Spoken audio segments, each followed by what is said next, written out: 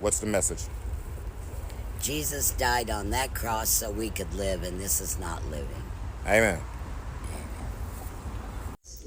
Never forget that the United States was built on stolen land with stolen people who were massacred and brutalized.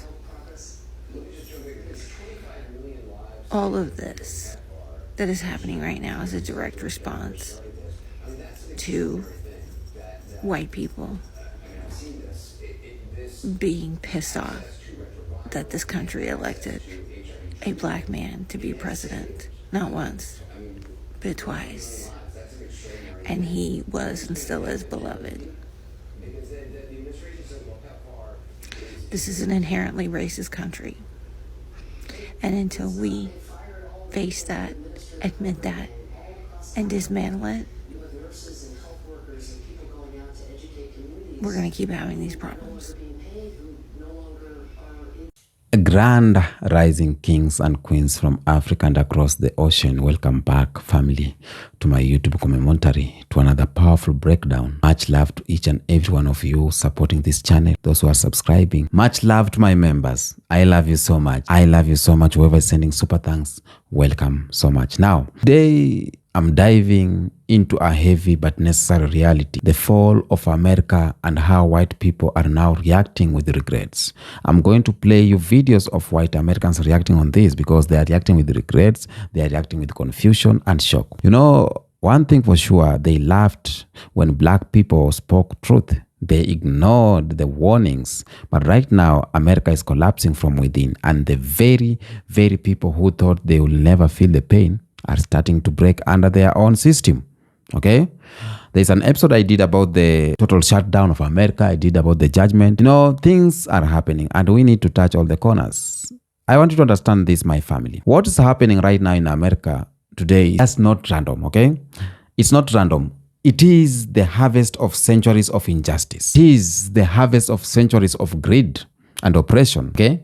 And those who believed that they were immune to the consciousness are now facing reality, okay? From economic decline to social unrest, from international humiliation to domestic chaos, America is falling. And now we see white Americans reacting, some with denial, some with anger, but most with regret. Let's watch these clips and then we come back and talk more. This is for those of you who are awake. I think I've been awake for 5 to 6 years now, partially awake prior to that. I have, over time, through research, realized that everything I was taught in school, our history, was a lie. All of it. It's all a lie. We haven't been told the truth about anything. I don't believe anything we've been told is the truth. It is so far off from the truth, it's scary. Who else on the side of being awake? Like, if you know you're awake, you know you're awake. But who else on the awake side are having a really hard time interacting with people who are completely asleep? Like, I can't just get together with people and be like, oh yeah, the weather is sports. Oh, how's the kids? And not talk about the fact our country's being invaded. We are losing. This is the fall of Rome. We are living through the fall of Rome right now. Our country is being invaded. Our government has been taken over. There was a coup involved. The people running our government right now are all paid off and corrupt. Every one of them. I don't care. Congress, Senate, House, it doesn't matter. I think most of them are compromised. They're not representing the people at all. And I'm just at the point where I want something to happen. I'm done. I get up and go to work every day. I'm like, why am I doing this? What is this for? So it can all end next week when our government decides to fucking poison us or whatever they're gonna do. I just it's frustrating. It's so frustrating. Make something happen. I don't care. It can be bad. Have the UN show up and knock on my door and arrest me. Whatever you motherfuckers have planned for us, let's just do it. because this waiting game is getting really old. I'm tired. This isn't the American dream anymore. It seems like the American struggle. You know, your grocery bill is the same price as your mortgage payment or your rent payment. Hope's down, rent's up. You can't find a piece of land anymore because people from other countries or big developers are coming in and they're splitting it into eighth acre lots and building houses, and then they're charging $500,000 to a middle apiece, and then saying that's the American dream. American dream used to be where you could afford things, where you could afford as a family to buy a house, pay for your groceries, get good health care, get child care, so that you can work. The American dream used to be about dreams. You could dream of a better life. You could dream of your own 40-acre plot of land with animals and a big garden. It used to be where you could go to your neighbor's house and ask for sugar. I wouldn't knock on my neighbor's door anymore in America because you're liable to get shot. And then they think they're right. And you see that on the news all the time. It happens every single day, it seems like, in America. Living in America now, you're required to almost speak 2 to 3 different languages just to understand everybody in a single day. That's not my American dream. My American dream is about hope. My American dream is about love.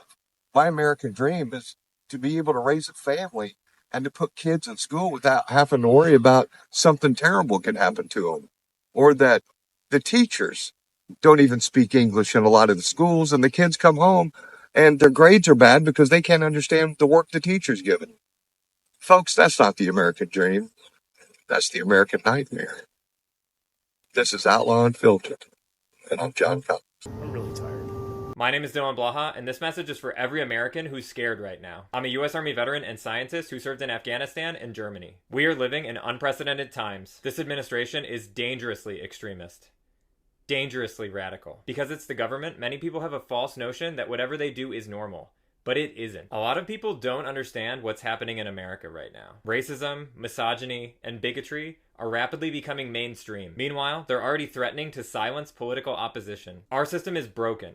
Our economy isn't working for working people. Instead of fighting back against the system, which seems insurmountable, we fight against each other. They've brainwashed people into hating each other over small differences. Fear is their greatest tool. To all those who trash me in my comment sections, I have a message for you. You're being duped. They want you to hate your neighbor while they continue to rob you blind. In what world will deporting hardworking, undocumented immigrants lead to higher wages and cheaper groceries for you? It's time to activate our communities, and it's time to educate anyone you know who's willing to listen. We need to start sounding the alarm in any way we can. We cannot wait until the 2026 election. We are rapidly losing our rights and our freedoms. I know many of you are tired and scared.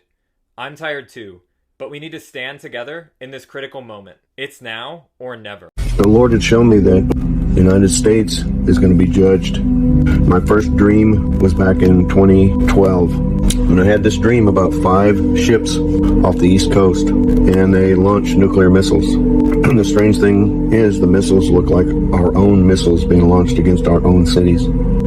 So I don't know what that means. Maybe it means we trigger the attack on us, which right now, in the past, the Lord has told me that it was China, Russia, Iran has something to do with it, and North Korea. These missiles come in and one hits Central Florida, one hits at the Capitol, near the Capitol building. That's where it goes off. And then one hits our financial district in New York City. One hits central United States near Chicago. One hits Los Angeles City. One hits San Francisco City. And the last one hit Seattle, near the water there somewhere, near Seattle, like in the middle somehow.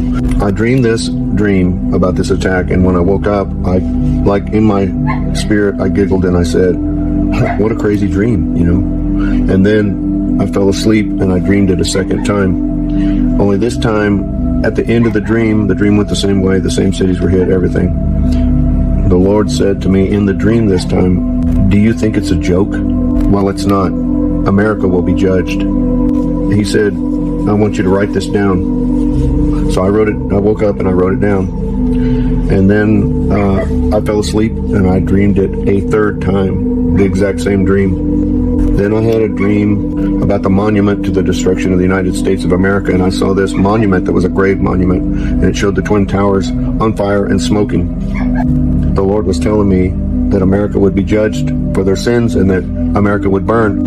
I said, well, what should I do? And he said, you must warn the church, and they need to repent of their sins. So, listen, if you still want to come to America because you believe in the American dream, let me tell you something. That dream died like 30 plus years ago, and now we're living in a dream that involves paying $10 for a dozen of shitty fucking eggs, paying $2,000 a month for an apartment in the ghetto that's about 700 square feet and it has no walls. And then if you want to go to university here, you're looking at around $100,000 for a 4-year education. That's on the low end. But in those 4 years, you might get shot because everyone seems to want to shoot each other for some ungodly reason. Then you're going to graduate thinking, oh, I graduated, I have a degree now, I'm going to get a good job.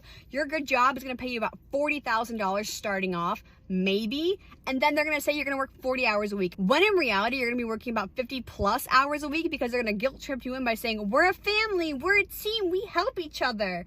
And they're not going to pay you overtime for that because why would they? If they get your help for free, why would they pay you for that? Okay? Then there's no work-life balance. That company you're working for now doesn't want to give you vacation days until like maybe your second year working there. And those vacation days are maybe 4 days out of the whole entire year. That includes holidays. All right? Then if you're sick, too bad, you still have to come to work. Okay? Then if you want to buy groceries, your groceries are going to be your whole entire paycheck because no one can afford to eat here anymore. Got it? I go to the grocery store for 4 things. It's like $50. I'm just saying it sucks living here. I don't want to live here. I want to leave. So maybe you should rethink your whole American dream because it's not what it's all cracked up to be. Okay? Okay, love you. Bye. Living in America is exhausting. You wake up tired. You go to work tired. You come home, barely surviving. Go to sleep. Wake up, go to work, come home, and you're still fucking broke. Every single month, rent's due. Rent is through the roof. Groceries are double what they used to be just 2 years ago. You go to the gas pump to fill up your car and it's like you paid another car note. Everything, and I mean everything, is up in price. But your paycheck, still the same. And once inflation gets done with it, it's probably even a little less. Yet somehow, they keep telling us, just budget a little bit more. Just work a little bit harder. Like, I'm sorry, how many jobs do I need now? 4? 5? 7?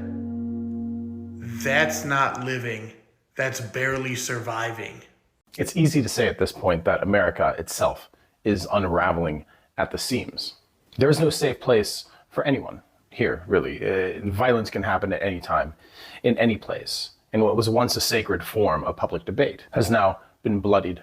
I want to suggest that in the wake of this shooting, that America will not just become a more dangerous place, but it will descend.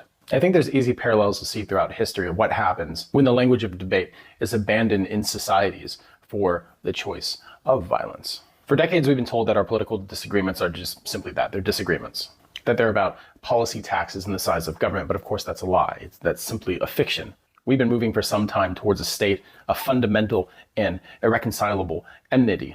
We're told that our political rivals aren't simply our opponents, but they are, in fact, a kind of cancer. And this isn't just hyperbole, of course, but this is the basis of the operating system of the United States right now. I think that we're entering a phase that really mirrors the final throes, the death throes of the Roman Republic. The institutions still remained, the Senate still met, consuls were elected, but the spirit of the Republic was gone.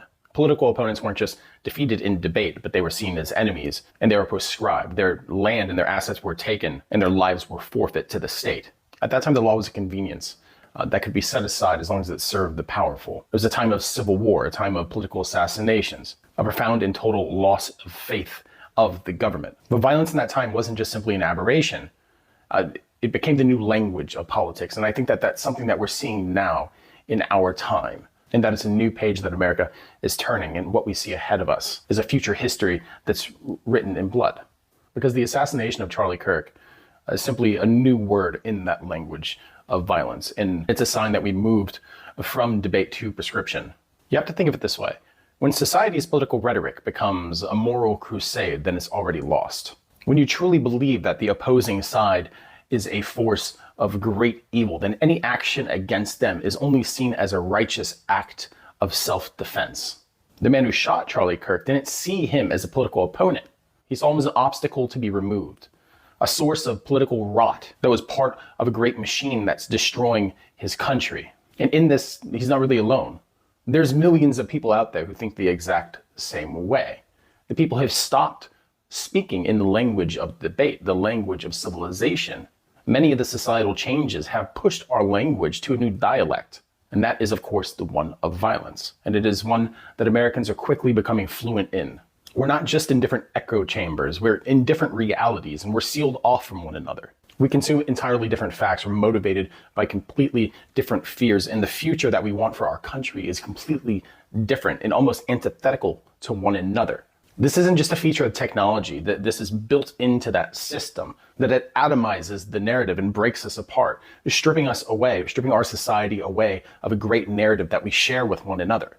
We become defined by our differences instead of being defined as cohesive people with a common narrative moving in a similar... Welcome back. We have been saying for a number of videos, America is an empire built on lies. America was never truly built on freedom. It was never truly built in democracy. It was never truly built on fairness. Okay? So those were just slogans. What America was really built on, it was stolen land, stolen labor, and stolen lives. Okay?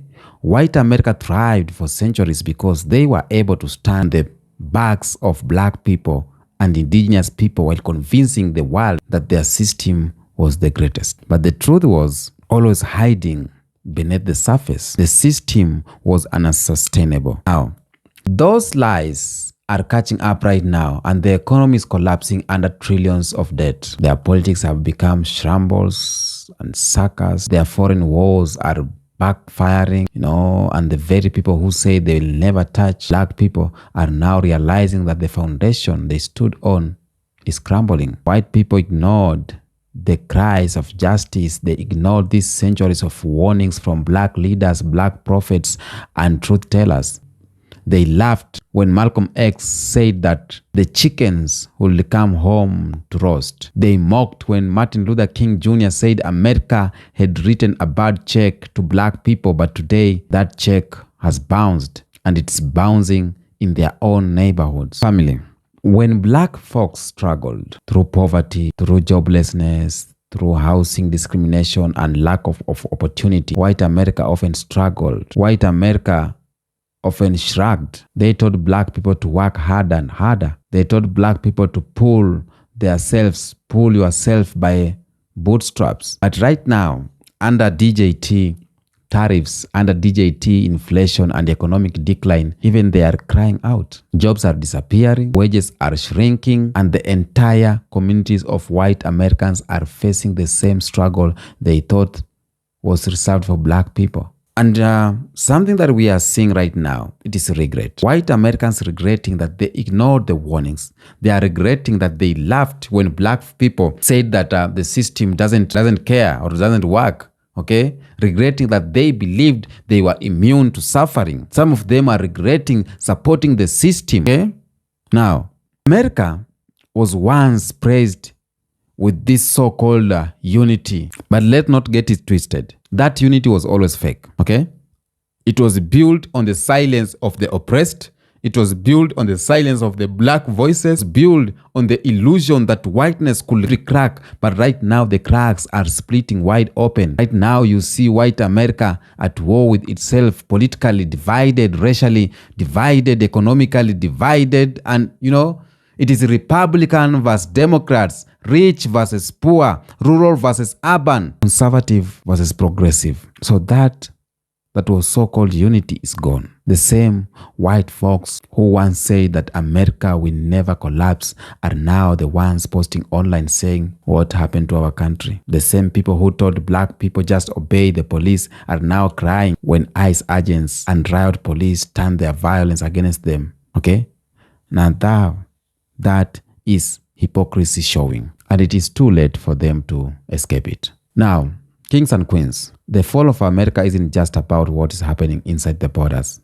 Okay? The world is watching. Once upon a time, America dictated the nations, or America dictated to nations what to do. They acted as the global police, okay? Global superpowers. They spread their propaganda, calling themselves the land of the free. But right now, nations are laughing. African leaders are standing up boldly at the United Nations meetings. You saw what President William Ruto said. You saw what Ramaphosa was trying to say in the UN. African leaders are standing up boldly and just speaking out, calling out America hypocrisy. Latin America countries are rejecting American dominance. Asian powers like China are rising while America sinks deeper into debt. Okay? And white Americans can feel it. The white Americans can feel it. That pride they once had when they travel abroad, when they said, I'm American. Let me tell you, there's once upon a time when you meet a white person and they tell you, I'm American, it was something huge. Let's not lie to each other. Here in Kenya, in Africa, when you hear someone is from America, even not white, even when black person or just a Kenyan goes to America, it was something huge. But right now, when you go to America, it is like, okay. So that respect is gone. The fear is gone. The empire is humiliated. And those who thought they were untouchable are now experiencing what it feels like to be powerless. Families, my good family, let's talk about the mind. Because there is a psychological shock to white America. And this is that white supremacy taught white people that they were superior, untouchable, that they would always be on top, that suffering was not for theirs, it was for others, especially black people. Now, when they see their own communities facing homelessness, when they see their own communities, their own children sleeping hungry, overdosing with drugs, committing suicide, and when they see police brutality hitting their neighborhoods, the psychological shock is unbearable and they can't process it. And this is where regret sets in. Regret that they believed that the lies to their leaders, okay? They believed the lies their leaders told them, okay? Regret that they ignored black voices and warned them. They regret that they put trust in a system built on oppression, because right now the oppression has come full circle and even they can't escape it. And this is a mirror moment, okay? The economic mirror, black struggles and white tears. For generations, black Americans have been saying they're struggling. They say that. They said there's no opportunity, the system is broken. But white America told them that they're playing the victim, Now, when factories close in white towns, when families lose their land, when inflation eats their savings, suddenly they understand. They realize that the system doesn't care about them either. And instead of laughing at black people, they're now crying like all of them, black people, Latino, If the hunger hits America, it hits everyone.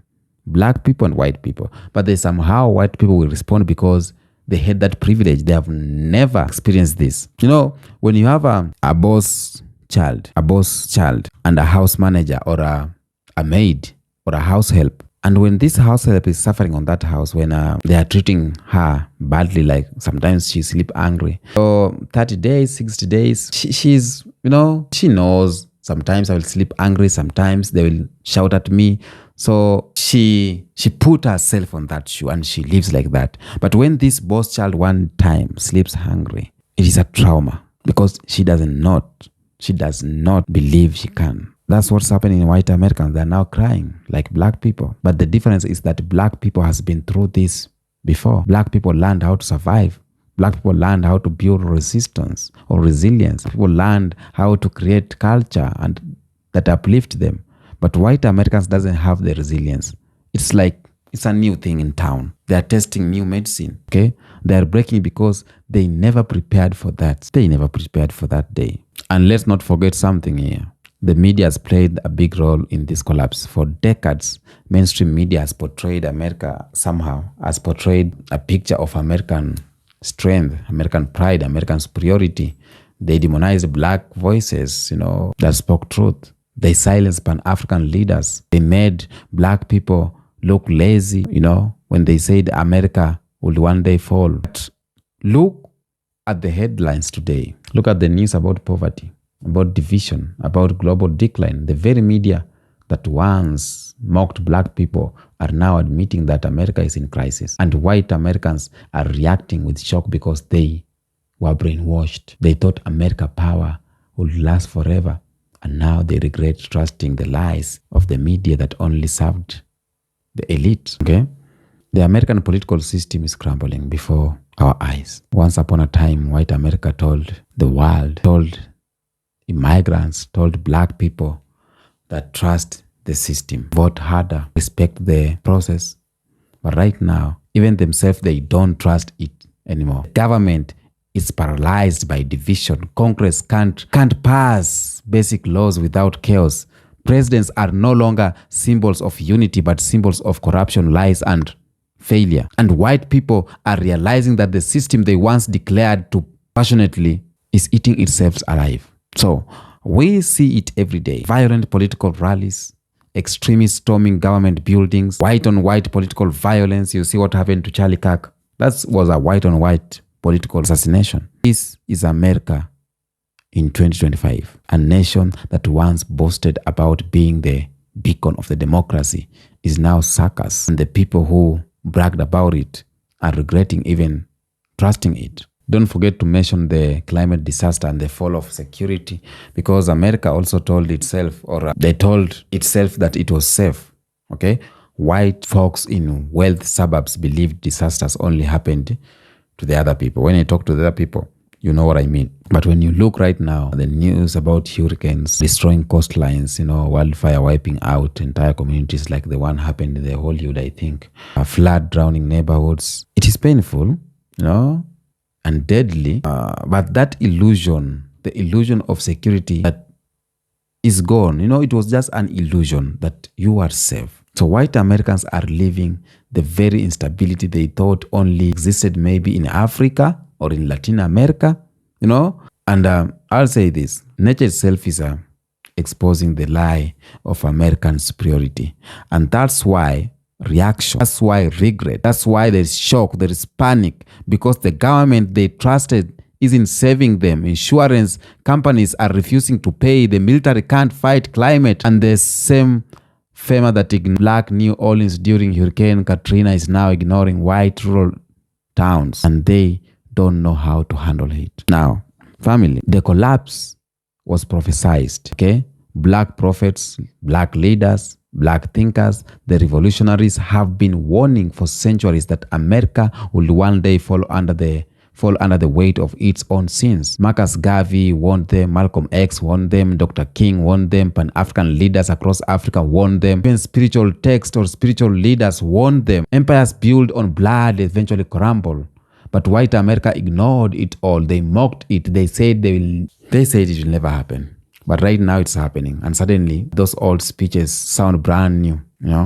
The words of black prophets echo louder than ever. And in the moment, white America are regretting that they laughed, regretting that that they didn't listen, regretting that they believed their power was eternal. While white America collapses, Africa is rising. Black people are rising. We see nations reclaiming power, rejecting Western control, and standing tall at the world stage across the diaspora. Black entrepreneurs, activists, and other creators are building new system outside of America, crumbling foundations. And this terrifies white America because the timing is clear. As their empire falls, black power is rising. Now, white folks regret ever trying to suppress the growth of black people. They regret ever underestimating black people, because while they are panicking about their collapse, we are preparing for a new world order. We'll talk about that. I always never forget about talking about spiritual dimension of American fall, because this is spiritual. America fall is not just economic, political, or social. It is spiritual. A nation that enslaved millions, committed genocide, spread lies across the globe, and build its wealth on blood was never going to stand forever. So the Most High does not bless oppression. The ancestors do not reward nations that silence justice. And now, white Americans who once went to church every Sunday talking about God bless America and watching black people suffering in silence, what do you think? I know deep down they regret. They regret believing they were the chosen ones. They regret believing that God loved their empire more than any others, more than humanity. And one of the most powerful signs of collapse is that the American youths, are turning against the system. Okay? white young people are rebelling against the very American system their parents worshipped. They are rejecting the lies of the past. And this terrifies all the white Americans who build their whole identity on patriotism, because when youths turn their back, the nation has no future. And once again, I say this, regret shows up. Okay? Older white Americans regret that they didn't build something sustainable. They regret that they didn't listen to black wisdom about building community, culture, and resilience. And right now, their children are telling them, your America is over. Yeah. And this shift of global power has started. We need to know that it has started. You know, America fall is not just about policies or money. It's about identity. Okay? White people in America tied their identity to dominance. They believed they were special because America was powerful, and now the America is collapsing. Their very identity is collapsing with it. Okay, so who are America without power? Who are they without superiority or without America being on top? That's why the regrets cut so deep, because they realize they invested their identity into a lie, and now that lie is dissolving before their eyes. Tell me what you think about this video. Until next episode, peace out.